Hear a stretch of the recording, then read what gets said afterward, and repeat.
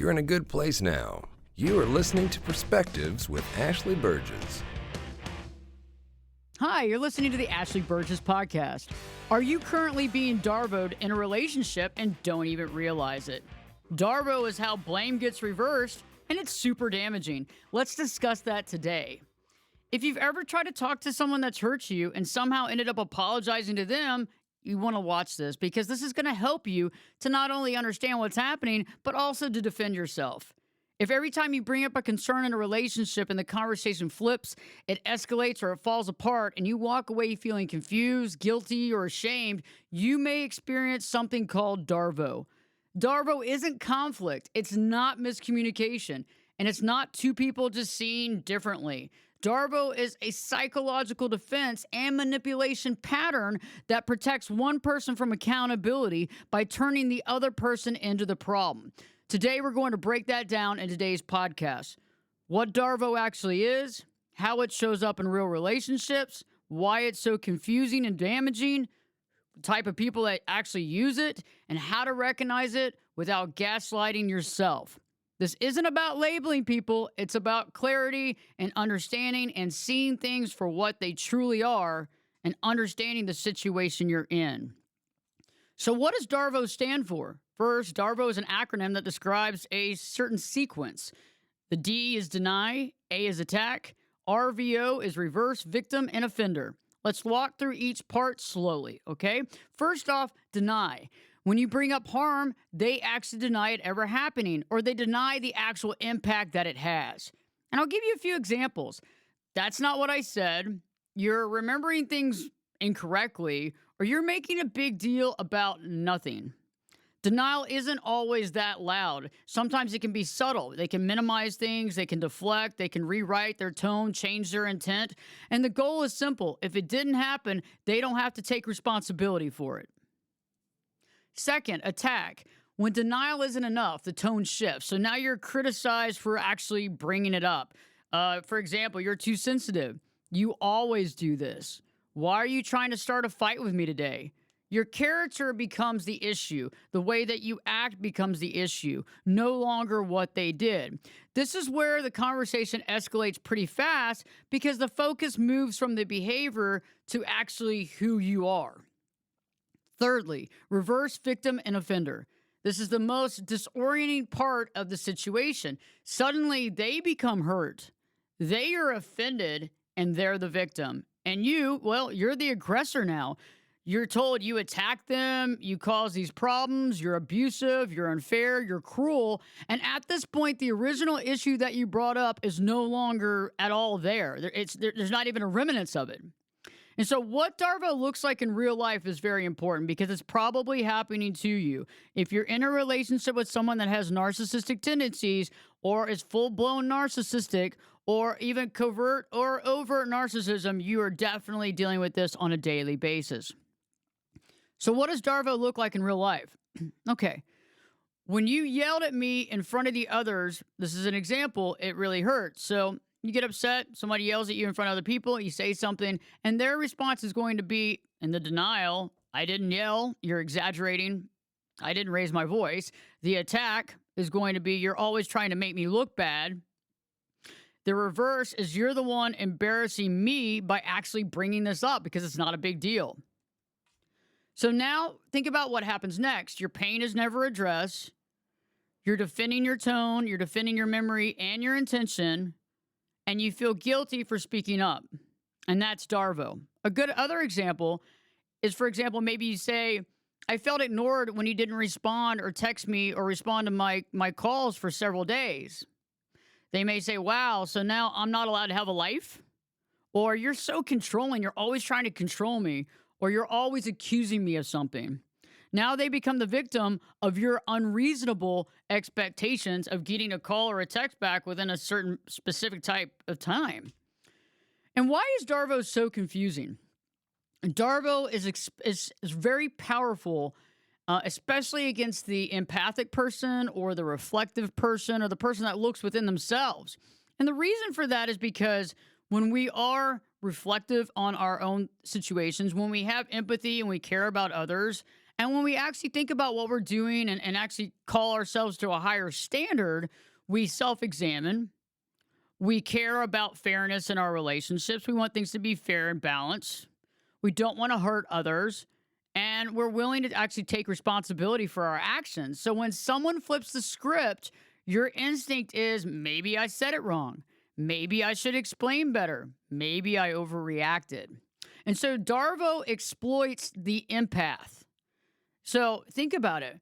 And instead of us asking, why am I being blamed, right? You ask, what did I do wrong? And DARVO reinforces codependent behavior. For all of my clients who are in codependent recovery, we don't want to deal with DARVO because it can, reinforce this behavior we're trying to get past. And so I want you to realize when you're dealing with DARVO. Over time, the questions of what did I do wrong leads to chronic self-doubt. It leads to walking on eggshells, emotional exhaustion, loss of trust in your own perception and your own gut feeling. And this is how gaslighting takes root, okay? Not through one big situation, but repeated DARVO experiences of role reversal. This is what we need to really think about. This is what we need to analyze. This is what we need to be aware of. So who uses DARVO?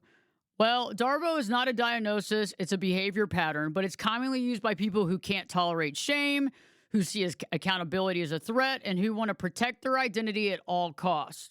This includes narcissistic personalities, malignant narcissistic personalities, antagonistic type traits, people that are emotionally abusive of their partners and others, people who want power and control.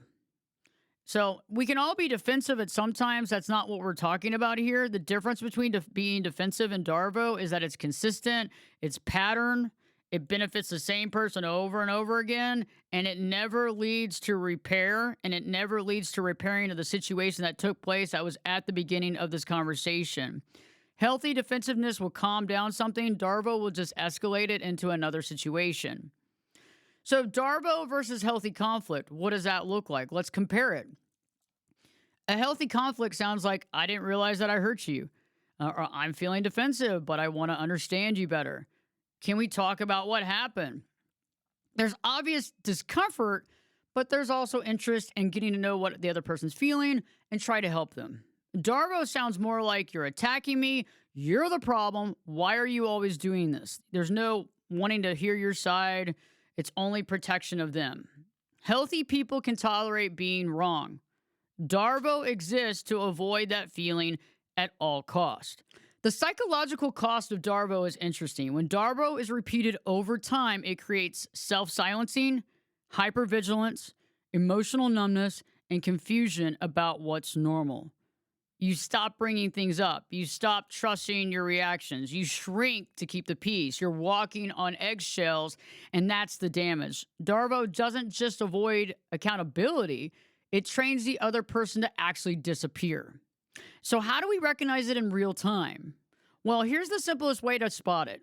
Ask yourself, did my concern turn into a character attack on me? If the answer is yes, think about it. You don't need to argue facts. You don't need to defend your tone. You don't need to convince them. And this is something that you need to realize, that you need to recognize this and create a boundary around it. Realizing, okay, wait a second, this is not a conversation at all.